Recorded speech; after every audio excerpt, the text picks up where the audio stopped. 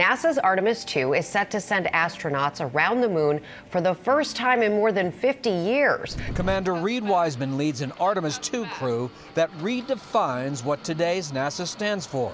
On March 6, 2026, a Baltimore father is going to command the most powerful rocket ever built, 8.8 million pounds of thrust, and fly farther from Earth than any human in over 50 years.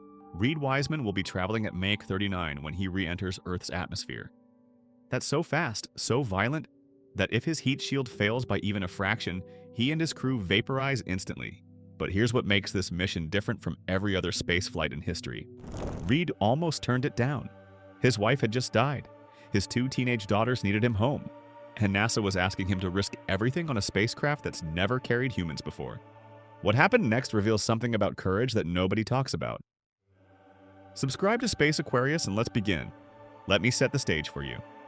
Artemis II isn't a moon landing, not yet. Think of it more like Apollo 8 back in 1968. It's a test flight, a shakedown cruise, 4 astronauts, 10 days in space, flying around the far side of the moon and coming home. The crew will be living in a capsule called Orion, about the size of a large SUV. That's it. No space station to dock with, no escape pod. Just them, the spacecraft, and 230,000 miles of empty space. And Reed Wiseman? He's the commander, the one in charge. The one who has to make the call if something goes wrong. Now, you might be thinking, okay, so he's an astronaut. That's impressive. But what makes his story different? Well, here's where it gets interesting. Reed Wiseman grew up in Cockeysville, Maryland, just north of Baltimore. Regular American kid. His house backed up to the Loch Raven Reservoir. He'd spend his days hiking trails, riding bikes through the woods with his older brother. But here's the thing. Reed wasn't obsessed with space as a kid. He loved trains.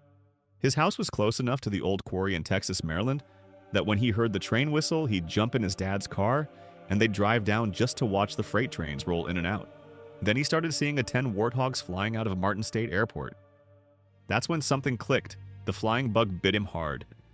And then in 1986, when Reed was just a kid at Warren Elementary School, he watched the Challenger disaster on TV with his classmates. He calls it hugely formative. So this kid from Baltimore who loved trains more than rockets ends up joining the Navy, becomes a test pilot, flies F-14 Tomcats and F-18 Super Hornets in combat missions over Iraq and Afghanistan. But even then, commanding a mission to the moon? That wasn't on his radar. Not until something happened that changed everything. Now, I need to tell you something that NASA doesn't highlight in their promotional materials. Something that makes Reed's journey to Artemis II even more profound. In 2020, Reed's wife, Carol, died of cancer. She was a newborn intensive care nurse, dedicated her life to helping others, and she left behind Reed and their 2 teenage daughters. Reed has said publicly that being a single parent is the greatest challenge of his life. More challenging than flying combat missions, more challenging than spacewalks, more challenging than anything NASA has thrown at him. And here's the part that gets me. When NASA selected him to command Artemis II, Reed had to sit down with his daughters and ask them if it was okay. If they were okay with him going to the moon, because let's be real, this mission is dangerous. The most powerful rocket ever built. Untested systems, radiation exposure in deep space, a heat shield that has to work perfectly or they don't come home. His daughters told him yes, they told him to go. That their mom would have wanted him to chase this dream. Reed said something in an interview that stuck with me. He said, "I want my kids to know that you can still achieve and go on and pick yourself up." So when that rocket lifts off from Kennedy Space Center, it's not just carrying 4 astronauts. It's carrying a father who's showing his daughters that even after the worst loss imaginable, you can still reach for something extraordinary. But here's what I haven't told you yet. What makes Reed the right person to command this mission? Back in 2014, Reed spent 165 days on the International Space Station, Expedition 40 and 41. He was a flight engineer, not the commander, but he learned something up there that most astronauts never fully grasp. He did 2 spacewalks, almost 13 hours outside the station, floating in the void, with nothing between him and the universe except a spacesuit. And Reed became famous for something else, his photography. He took over 300,000 photos during his mission, not because NASA told him to, just because he couldn't stop looking at Earth.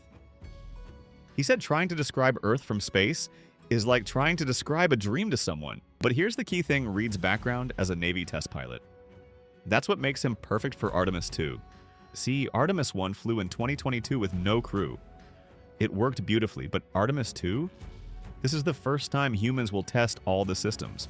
The life support, the radiation shielding, the manual controls, the docking systems they'll need for future missions. And if something goes wrong, if a thruster fails, if the heat shield has issues, if they need to abort, Reed's the one who has to make the call.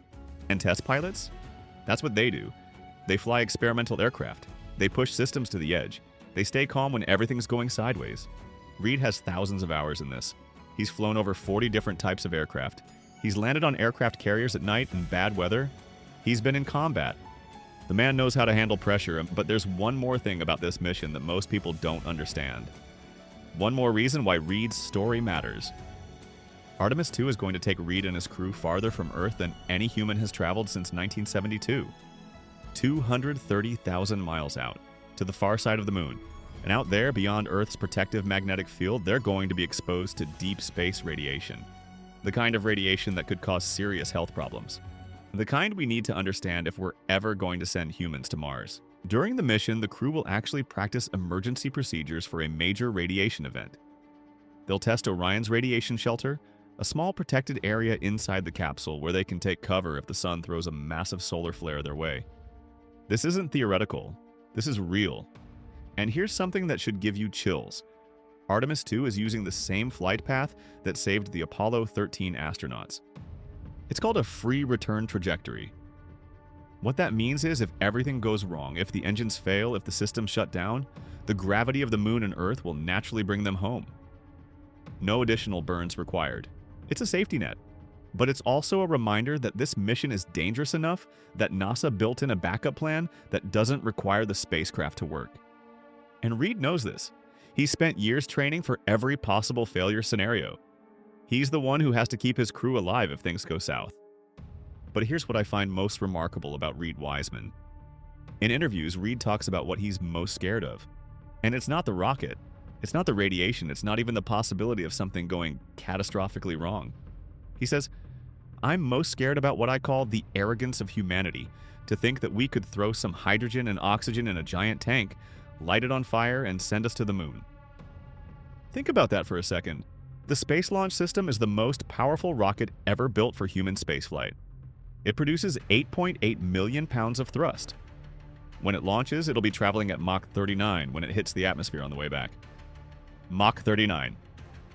That's 39 times the speed of sound, and the only thing between the crew and a fiery death is a heat shield that has to work perfectly. There's no room for error. Reed gets that. He understands the stakes.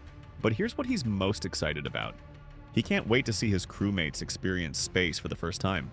Reed said, "The image in my mind that I most want to see is Christina or Victor, or both of them, looking out the windows, and the only thing illuminating their faces is the glow of the moon as we're going around the far side." He talks about how Earth will look like a golf ball from that distance, how it might induce almost a panic feeling that you're so far away. Or it could be the most awe-inspiring image you've ever seen in your life. That's the commander leading this mission, a father, a test pilot, a man who's experienced profound loss and chose to keep reaching higher.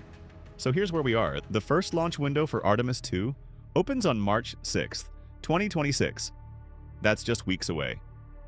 Reid Wiseman and his crew Victor Glover, Christina Koch, and Canadian astronaut Jeremy Hansen will climb into that Orion capsule at the top of the most powerful rocket ever built. And when that countdown hits zero, they're going to ride 8.8 million pounds of thrust into the sky. 10 days later, if everything goes right, they'll splash down in the Pacific Ocean. They'll have tested every system we need for the next mission, Artemis III, when astronauts will actually land on the moon. And after that, we're building a permanent presence on the moon, a gateway station, a lunar base, all of it leading to the ultimate goal, sending humans to Mars. But it all starts with Reid Wiseman and his crew. A Baltimore kid who loved trains, a Navy pilot who flew combat missions, a father who lost his wife and chose to show his daughters that you can still dream big. The crew has named their capsule Integrity.